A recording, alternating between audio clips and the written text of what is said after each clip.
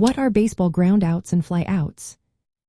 Have you ever wondered what happens when a baseball is hit but does not result in a hit? Let's break down the concepts of groundouts and flyouts, two key outcomes in baseball. A groundout occurs when a batter hits the ball on the ground.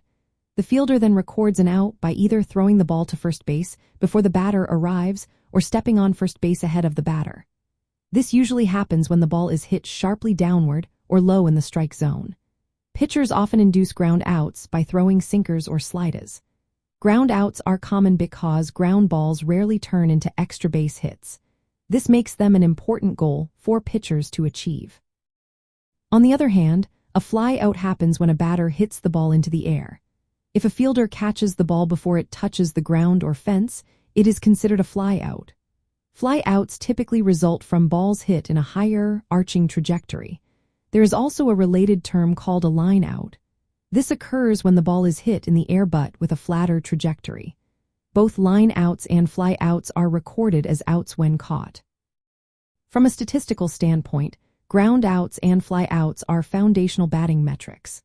They help evaluate players' tendencies and outcomes at the plate. One important statistic is the groundout-to-airout ratio. This ratio divides the number of ground outs by the number of fly outs a batter or pitcher produces. A ratio above 1 indicates a tendency to ground out more often, while a ratio below 1 indicates a tendency to fly out more often.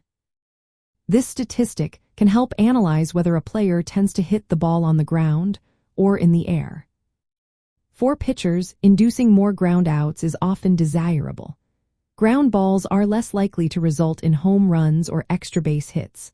For hitters, speed can turn some ground balls into infield hits, so ground outs are not always a bad outcome.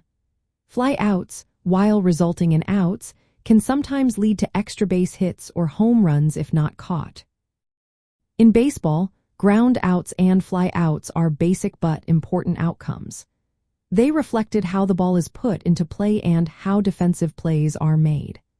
Analyzing these outcomes through statistics like the groundout-to-airout ratio provides a better understanding of player tendencies and informs both offensive and defensive strategies in the game.